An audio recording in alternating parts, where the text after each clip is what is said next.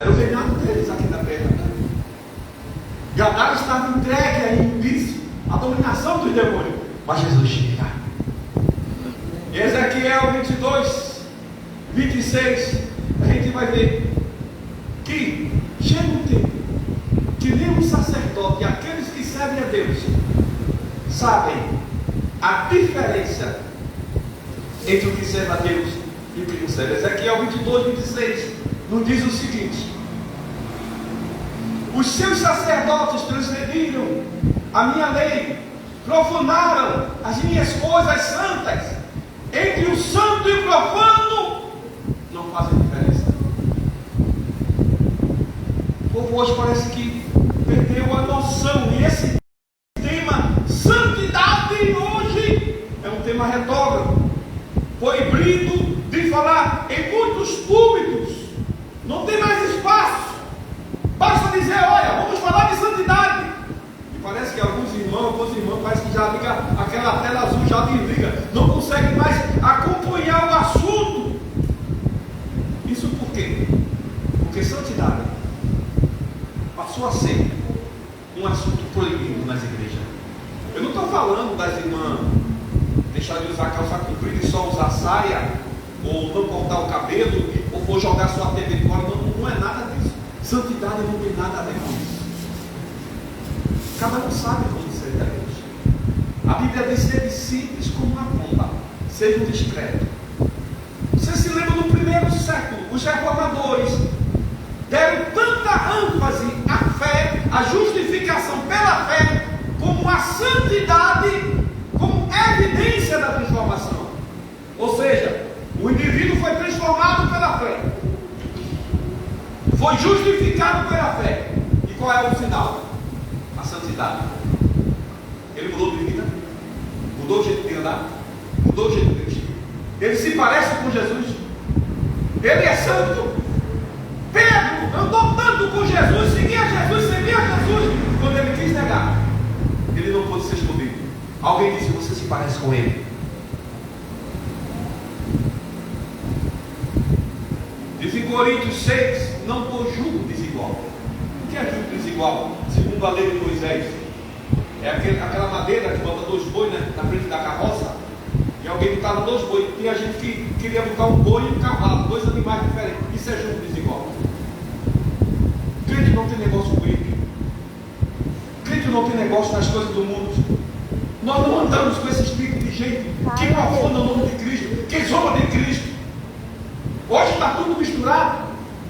Você vai à praia, está lá uma mulher ímpia de fio dental, e a crente também. Vai no bar, está lá música profana, cachaça, profanação, lascívia. O ímpio está lá, bebendo e comendo. O crente também está ali, claro.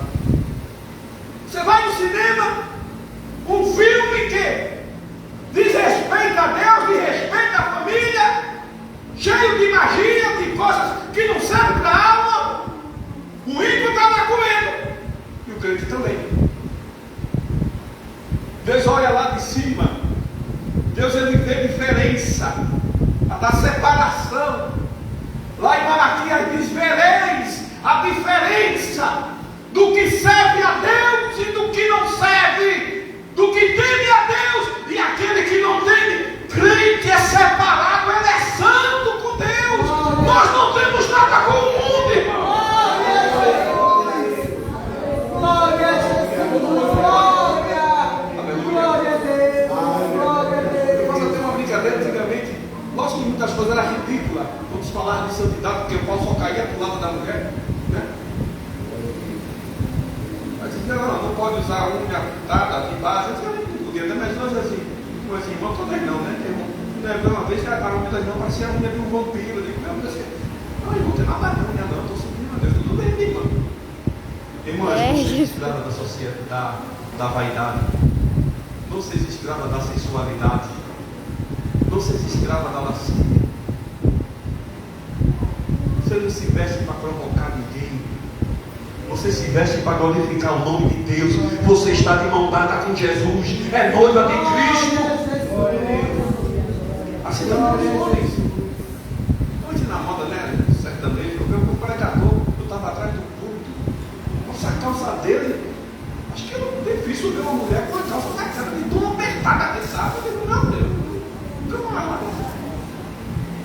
Sejam simples.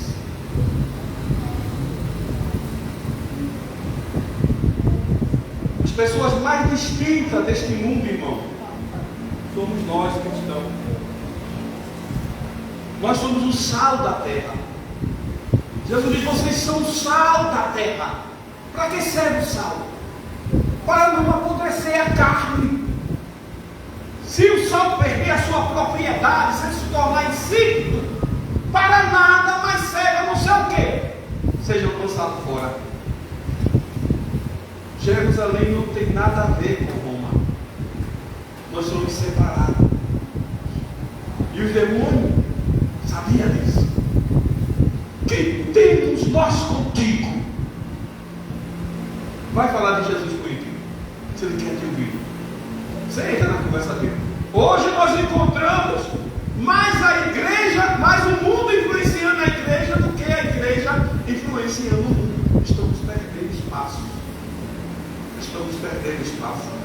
As igrejas cheias hoje são as igrejas que imitam o mundo, que tem um palco, que tem uma infraestrutura de som, de luzes e remeleixo. Os ídolos têm que ser deitados fora. Tem que haver choro, tem que haver pranto, tem que haver dor, tem que haver confissão de pecado, tem que haver lamento.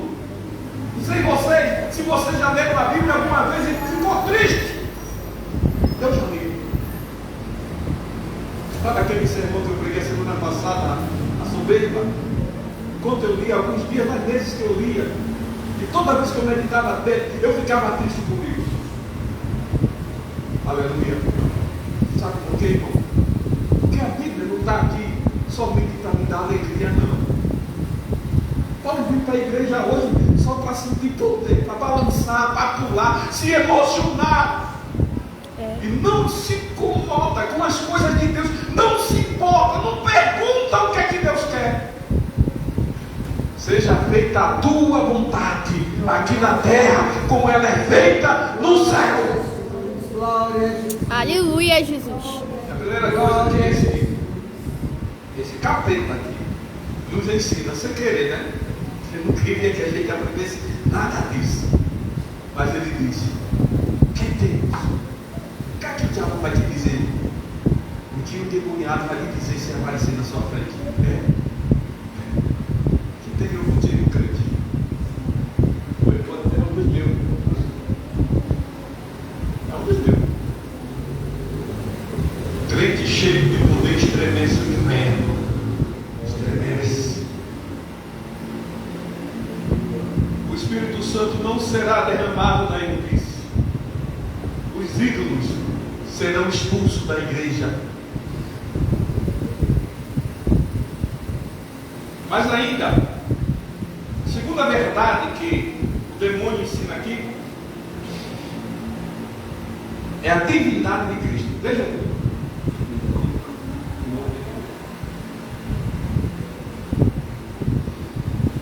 O que o demônio ensina aqui, a segunda verdade, é a divindade de Cristo. A primeira é o quê? A separação, a santidade, que temos nós contigo.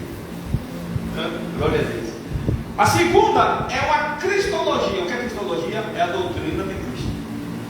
Ele nos ensina quem é Jesus. Olha o que ele fala: já vieste-nos perto. O que temos nós contigo? Jesus. Algumas Bíblias aí não tem o nome de Jesus, né? Parece que é atualizado. Mas na versão corrigida tem. Ele chamando Jesus de Jesus. Ele sabia quem era Jesus. Olha, Jesus é o personagem mais conhecido de toda a história bíblica. E mais conhecido em toda a história do mundo. O personagem mais falado, mais citado, mais pesquisado no Google é Jesus. E o demônio o conhecia. Veja a afirmação dele: Jesus, Filho de Deus. Lá em Atos, capítulo 19, versículo 14, 15, 16. Observa, o sacerdote, ele tinha 7 filhos. Os meninos eram crentes. E apareceu um demônio na redondeza. E os meninos oraram e disseram: vamos lá expulsar o demônio. E quando eles chegaram: sai em nome de Jesus o Nazareno, a quem Paulo prega. O demônio pulou em cima deles e disse: a Jesus conheço, Paulo eu sei quem é, mas vocês não devem ter ligado aqui não. E deu uma sova nos garotos. 2 deles o demônio conseguiu tirar. Opa! E os rapazes correram nu, despido pela rua. Mas preste atenção no que o demônio disse: Jesus, eu sei quem é. Glória a Deus. A pergunta que eu quero fazer é: e você? O demônio conhece. E você conhece Jesus? Você sabe quem é Jesus? O que é que você pode dizer de Cristo se alguém te pedir para falar? Você só vai falar que Jesus tem bênção para dar, que vai resolver um problema de saúde, que batiza e leva para o céu, e se encerra aí, esse parafraseado eterno, né? Essa que vem se falando há tempo, e você só sabe, só fala isso porque ouviu, mas não sabe o porquê. Conhecer a Jesus é a prioridade máxima da igreja. Amém, irmãos? Amém. Conhecer a Jesus é a prioridade máxima da igreja. Igreja que não conhece a Jesus não conhece o poder dele, não sabe quem ele é. A igreja brasileira hoje não conhece o seu Deus. Como Paulo disse em Coríntios capítulo 15: tem algum de vocês aí, muitos de vocês aí, que não conhece a Jesus, não sabe quem é Jesus. Você imagina, irmão, uma pessoa está na igreja, escuta falar de Jesus todos os dias, todos os cultos, mas não conhece, não tem intimidade, sabe da história, mas não conhece, ouviu falar, mas não conhece. E por que não conhece? Não tem intimidade com ele, não se importa com as coisas dele, é voltado para si, para suas necessidades. Aí Jesus se afasta. Quando o demônio chama de Jesus Filho de Deus, ele reconhece que Jesus é o Messias, que é a segunda pessoa da Trindade. O demônio sabia disso. Mais ainda,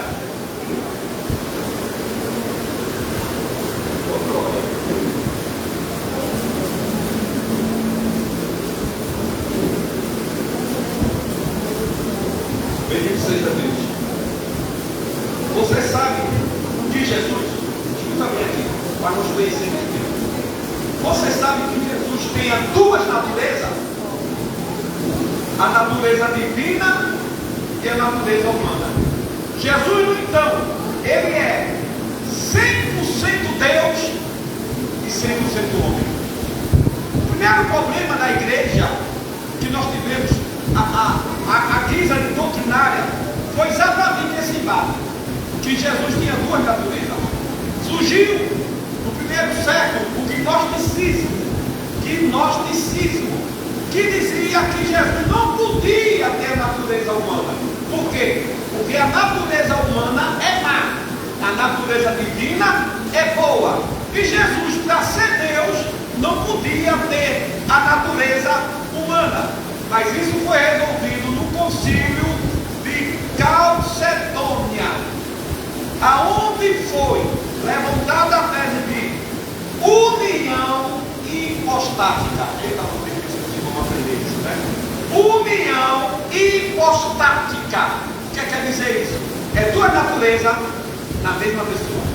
Jesus era humano? Era. Você vê que ele estava no barco, a tempestade lá, né? Metendo o pau. O que Jesus estava fazendo? Dormindo. Por que estava dormindo? Estava cansado. Natureza humana. Aí ele se acorda e diz para o mar: aquieta-te. E o mar se acalma. O que é isso? Natureza divina. Ele morreu com o seu corpo, com a natureza humana, mas ressuscitou com poder e grande glória, com a natureza divina. Ele venceu a morte com a natureza divina. Isso se chama união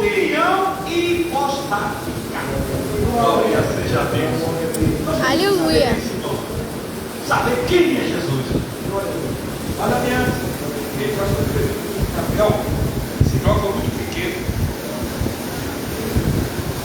O que é importante você saber de Jesus, que o demônio sabe que você não sabe, é que Jesus ele tem 4 ofícios. Quando ele teve seu ministério aqui, ele exerceu 4 ofícios, 4 profissões, sendo ela profeta, sacerdote, rei e juiz. Que era o profeta do Antigo Testamento? É aquele que revelava a palavra de Deus, a revelação de Deus e fazia algumas previsões do futuro. Era o profeta, era o homem de Deus. Segundo, sacerdote. Qual era o papel do sacerdote? Oferecer o sacrifício pelo povo a Deus. No Antigo Testamento, você podia ter dinheiro, podia ter gado, mas você não podia oferecer um sacrifício a Deus. Quem é que fazia isso? O sacerdote. Jesus é o sumo sacerdote, segundo a lei de Melquisedeque. Esse assunto para outro dia, tá? É o sacerdote eterno. Ele não apenas é o sacerdote, mas ele é o sacrifício por nossas vidas. Isso quer dizer o quê? Que Jesus, ele é o mediador entre o homem e Deus. Ele é o sacerdote e ele é o sacrifício pelo homem. Em terceiro, tinha o rei que governava Israel. Jesus é o rei da nação, é o rei dos reis, é o rei máximo. Ele é que governa o mundo. E um dia ele vai assumir aqui na terra o papel de rei. A promessa feita a Abraão. Jesus é rei. E juiz? Juiz por quê? Juiz do povo. Jesus julga a nação. E o julgamento começa na casa de Deus, na obra do Senhor. Os escolhidos de Deus são os primeiros a sofrer com a foice da colheita, para depois o juízo do mundo. Irmão, isso está muito perto de acontecer. Você precisa saber que Jesus não é apenas um rei, um pai, um sacerdote, um profeta. Ele também é juiz. Ele traz juízo sobre a terra. E ele olha primeiro para quem? Quando ele olha lá de cima, primeiras pessoas que ele vê os crentes. Você está dando fruto? Você é pai ou é joio? Você é joio ou é trigo? A árvore que estiver dando fruto, o que é que ele vai fazer? Vai limpar, para que dê mais fruto. Não está dando fruto, ele corta e joga fora. É joio, deixa crescer o joio com o trigo. Mas está chegando a hora do justo juiz vir aqui na terra e separar o que é joio e o que é trigo. E o trigo vai ser lançado fora. Bendito seja o nome do Senhor. Jesus! Oh, aleluia! O Filho de Deus. Disseram o demônio: nós estamos dando a devida honra ao Senhor. Nós estamos dando a devida honra ao Rei dos Reis, ao justo juiz, ao sumo sacerdote eterno, ao profeta da igreja. Oh, aleluia! Quantas vezes, irmão, a gente estremece diante de uma autoridade, ficamos calados, temos medo de falar, mas vimos para a igreja e não temos a devida reverência ao Rei dos Reis, ao sumo sacerdote eterno. Dobramos o joelho como se fosse de mola, falamos bobagem do nosso irmão na frente de Jesus, que vê tudo. Queridos, está na hora de dar a Jesus a sua devida honra, porque muitas vezes a gente honra o homem, honra o pastor, esquece de honrar ao Rei dos Reis. Glória a Deus. Tiago 2,19 diz: vocês creem que Deus é um só? Vocês fazem bem, porque os demônios creem e estremecem. Eu sei que vocês creem em Deus, não creem, mas não está nem aí. Oh, glória a Deus. Irmão, e o interessante, olha que coisa. Se você, no Catedral de Teologia, Vou dizer uma coisa a vocês que nunca nenhum teólogo disse. Mas já que eu estou estudando aqui. Só Jesus para revelar o nosso coração. Esta foi a primeira vez que Jesus foi chamado de Filho de Deus. Imagine. Os discípulos, os 12, andavam com Jesus. Até então não tinha percebido isso. Foi nesse dia aqui, da boca de um demônio, que eles ficaram sabendo que Jesus era o Filho de Deus. Foi isso que ele disse. Que temos nós contigo, Jesus, Filho de Deus. Jesus é mais do que um curandeiro. Ele é mais do que um personagem conhecido. Ele é mais do que um nome na história. Foi o próprio inimigo que disse: é o Filho de Deus. É Ele.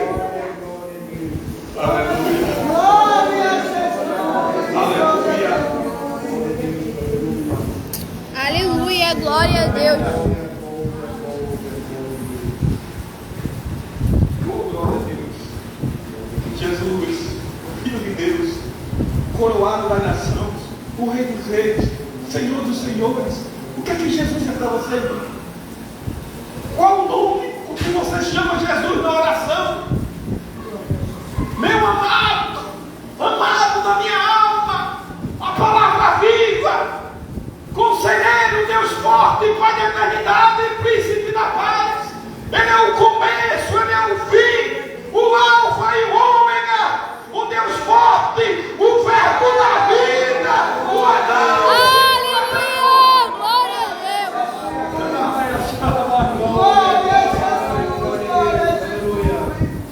Ele é o formoso, o mais formoso entre os milhares.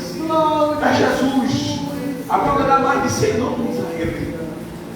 Quantos você conhece? Como você ama, chama. Ele diz também que é o nosso irmão. Ele, o próprio Jesus diz: eu sou o irmão dele.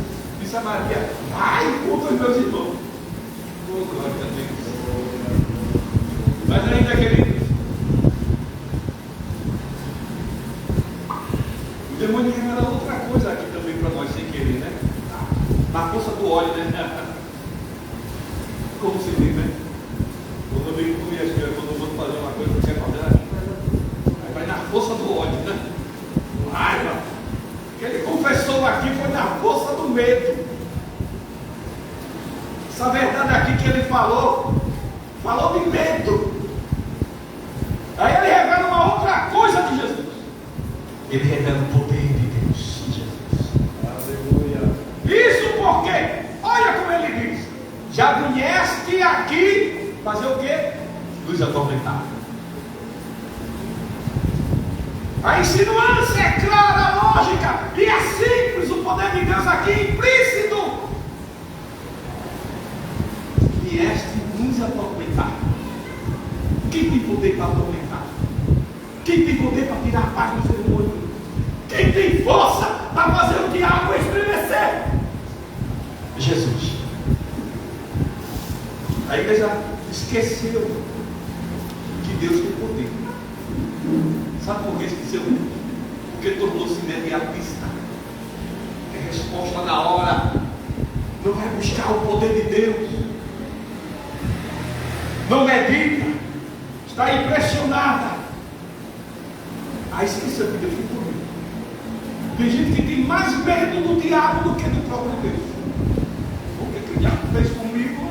Irmão, o que você está passando? Se você estiver passando por um problema de opressão do inimigo, o diabo está aí te atormentando, tirando tua paz. Eu quero te dizer que Jesus pode pode devolver a tua paz, expulsar o demônio como uma ordem, porque ele sabe que Jesus tem poder. O reino de Satanás não tem vez no reino de Cristo, irmão.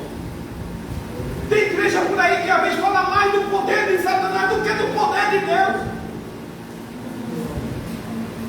Aliás, tem igreja aí que o diabo até prega, até ministra. Tem até oportunidade, ele fala. Mas aqui não, aqui está repreendido. Quem fala é o Filho de Deus, o soberano da nação. A palavra é dele, a voz é dele, essa é dele.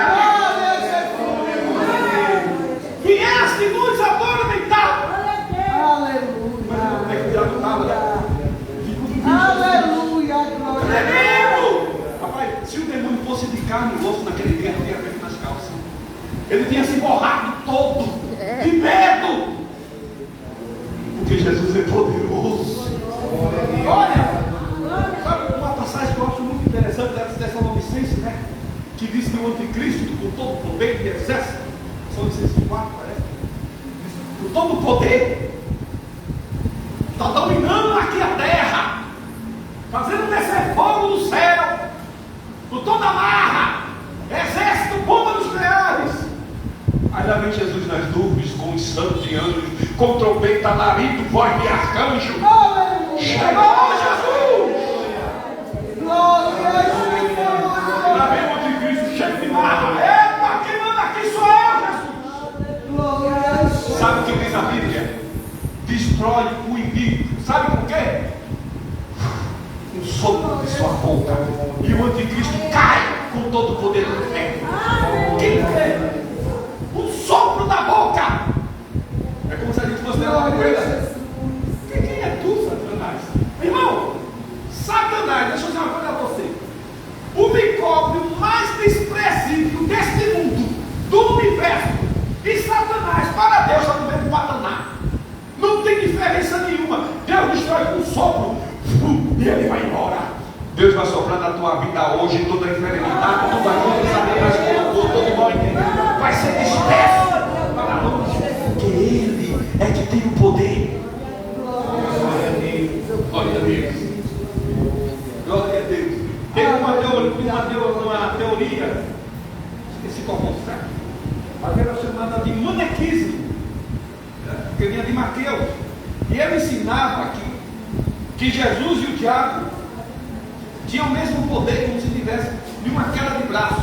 O diabo ia ganhando, e Jesus fazia uma força extrema, e voltei ele ganhava. Não é assim não, mas Jesus é quem tem poder, ele é que determina. O diabo não tem autoridade nenhuma em reino algum. Ele quis oferecer para Jesus um reino que nem pertencia a ele, o reino do mundo. Jesus disse: nenhum poder teria, disse a Pilatos: nenhum poder tu terias, nenhuma autoridade, se do céu não te fosse dado. É ele que manda, é ele que determina, e o diabo sabe muito bem disso. É por isso que quando Jesus apareceu, ele perguntou: já viesse nos atormentar? Com isso o diabo revela duas coisas aqui. A primeira é que Jesus tem poder, vai dividir esse poder, é que é o seguinte: ele revela o seu limite. Quando ele diz viesse nos atormentar, ele está dizendo que pode ser atormentado. Então ele pode ser poderoso como for aqui na terra para nós, passando humano. Como humano, nós não temos chance contra ele. Se ele nos atentar, se o Espírito Santo não intervir, a gente cai. Ele é manipulador, ele é sedutor, ele sabe mentir, ele é pai da mentira, ele é enganador, ele tem força, ele é um anjo caído, e os poderes dele não foram retirados. E na ordem celestial ele era um dos anjos mais poderosos que tinha.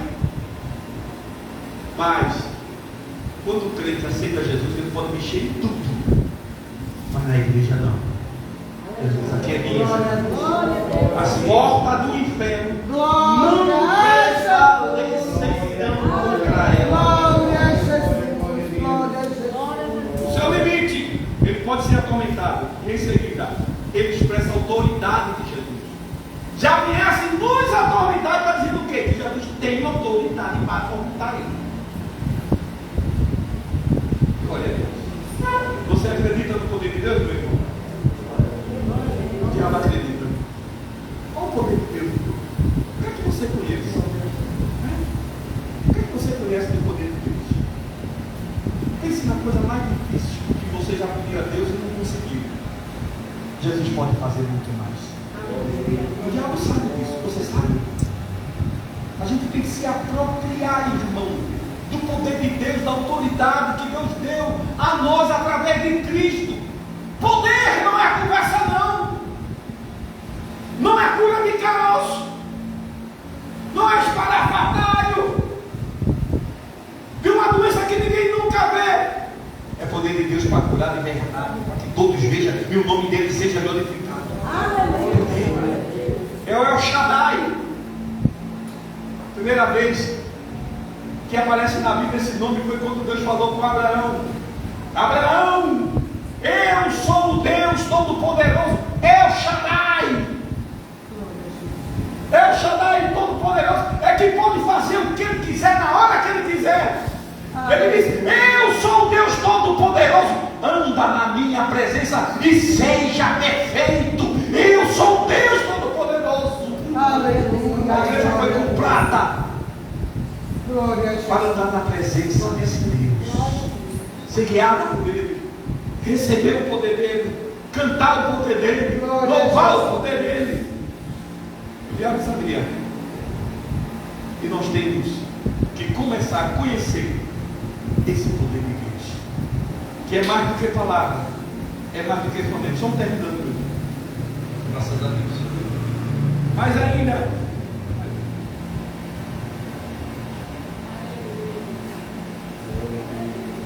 o diabo também revela aqui. Primeiro, ele revela a santidade, né? Separação que teve nós contigo, Jesus. Segundo, ele revela o poder de Cristo como Filho de Deus. Jesus, Filho de Deus. E em terceiro, admire esse irmão. Rapaz, esse irmão sabia pregar. Ele revela uma escatologia. Porque a escatologia é as coisas futuras que acontecem no Apocalipse. Esse irmão é escatológico. Por quê?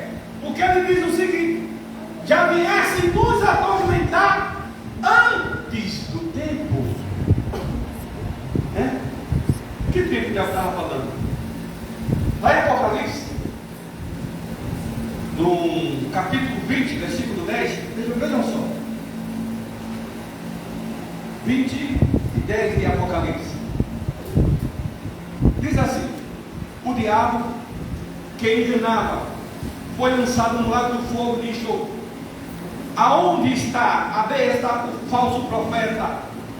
E o dia, para dia e noite serem atormentados para todo o sempre. O diabo estava falando de quê? Desse tema. Olha como ele conhece a escatologia. Tem crente que não acredita na volta de Cristo. Tem crente que não acredita no arrebatamento. Tem crente que não acredita no julgamento final. Esse demônio aqui acreditava nos Cristo. Acreditava no arrebatamento da igreja, no julgamento final e na volta de Cristo.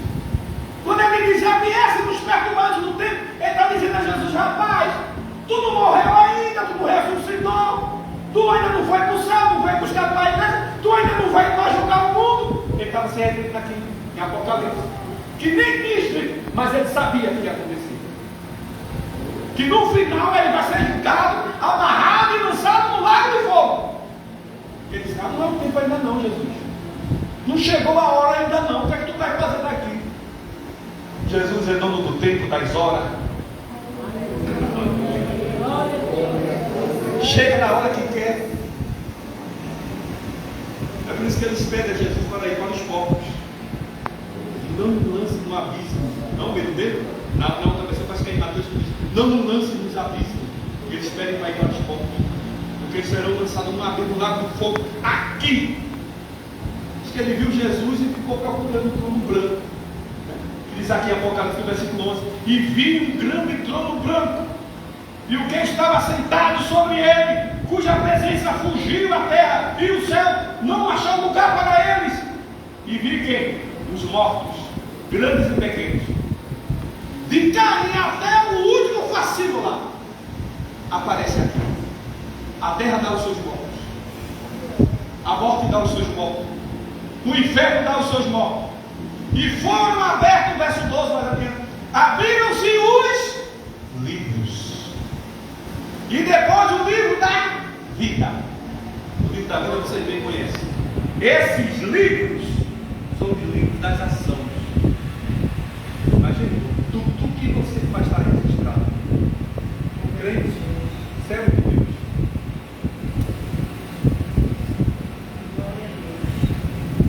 Tenham cuidado quando você lê essa passagem aqui e quando escuta. Porque vocês podem estar aqui. E quão terrível vai ser. Vai ser um dia de tormento. Quando leio essa passagem,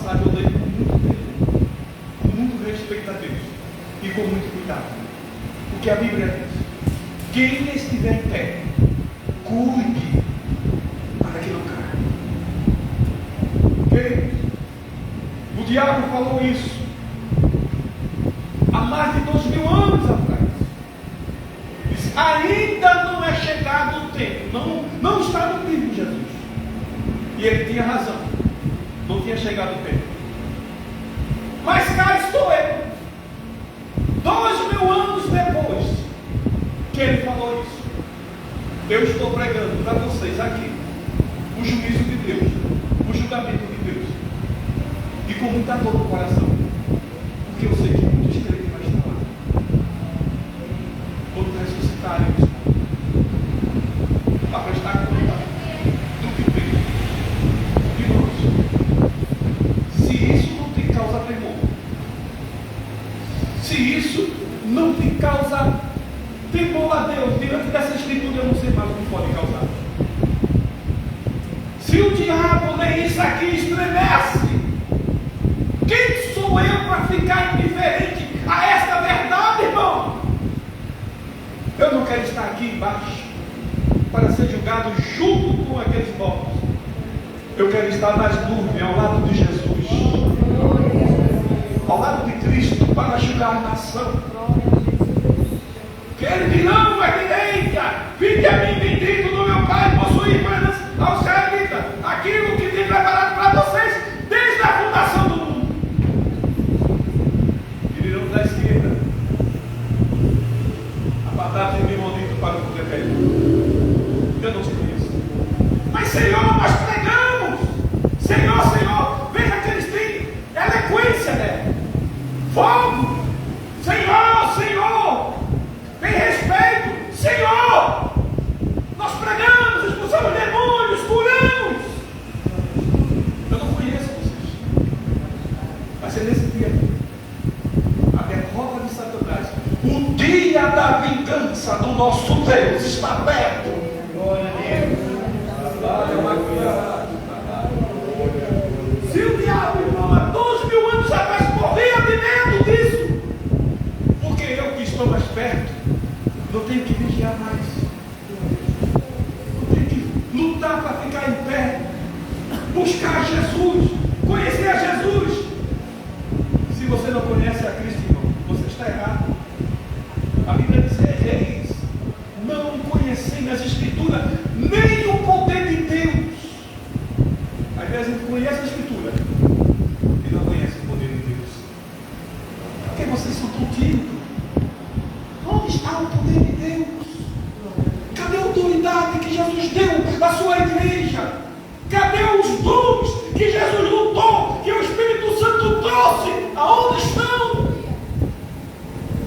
Foi derramado no tempo roubado pela primeira. Foi levado com os desejos mudando, nos encontros das escondidas. Foi-se embora. A fofoca, a desunião. Foi-se embora. E a gente fica perto do julgamento. Ele receber bênção, ele vai vir com a vara. Mas quer que diga ele sozinho, diz a Bíblia. Vai juntar todos os pecadores e vai esmagá-los.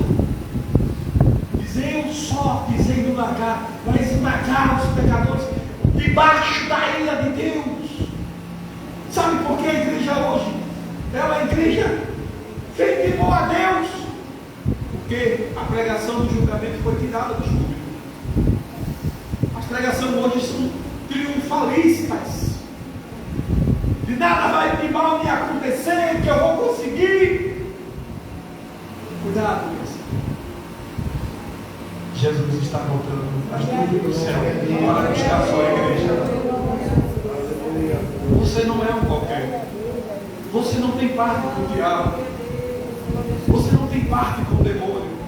Você não tem parte com esse mundo. O teu negócio é o céu, o teu negócio é o Calvário, o teu negócio é Sião, e é para lá que nós vamos em nome de Jesus. Bendito você que é o Senhor para se louvar. Glória a Deus. Tanta furtividade dentro.